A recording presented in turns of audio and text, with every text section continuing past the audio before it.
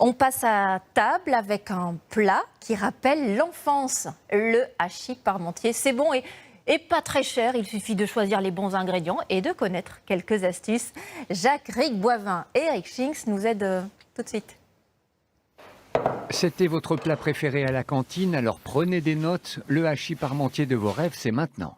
1 kg de collet de bœuf, des pommes de terre, de l'ail, un oignon, de la crème fraîche, un soupçon de concentré de tomate. Cela vous coûtera 20 € pour 6 personnes. Ce matin, près de Colmar, nous avons rendez-vous chez le boucher avec Philippe, notre cuisinier. Bonjour monsieur, je voudrais faire du hachis parmentier pour 6 personnes s'il vous plaît. Ouais, vous mettez 150 grammes par personne, donc ça nous fait 6, ouais, ça fait presque le kilo quoi. Le collet de bœuf, ce n'est pas une pièce dite noble, mais pour un hachis, c'est le choix du boucher. Question de texture. Ça reste juteux et puis c'est pas sec en cuisson, surtout pour la cuisson, comme c'est une cuisson longue, le hachis parmentier quoi. Pour notre recette, il faut aussi une bonne pomme de terre. Dans ce magasin de producteurs, la Marabelle s'impose. C'est une pomme de terre déjà un peu plus grande et à oblong ronde et à chair très jaune à l'intérieur. Comptez 2 à 3 tubercules par personne qu'il faudra éplucher, couper en morceaux et cuire dans une eau salée. À peu près 30-35 minutes à peu près. Notre recette porte le nom d'Antoine Parmentier. Il n'a pas découvert la pomme de terre en Amérique, mais il l'a popularisée en France à la fin du XVIIIe siècle, la rendant incontournable. C'est comme les Japonais ou les Chinois sans riz ou les Italiens sans pâtes, quoi. C'est la même chose.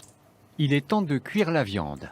Un faitout et de l'huile chaude pour saisir le collet haché ou d'autres restes de la veille. Le hachis parmentier permet cette liberté, c'est l'un des avantages de ce plat familial. On est en train de bien la griller pour lui donner ce goût de caramel de viande grillée.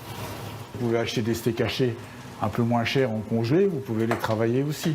Ou même chose, vous pouvez le cuisiner aussi avec du poulet, pourquoi pas. Maintenant, je vais rajouter les oignons. Les oignons, quelques gousses d'ail, des herbes aromatiques si vous en avez, sel, poivre, noix de muscade, le concentré de tomate et en option un verre de vin. Ici du blanc d'Alsace, mais vous pouvez varier. Pour ceux qui aiment plus pour le vin rouge, et juste mouiller pour que la viande ne soit pas trop sèche. Là, c'est cuit.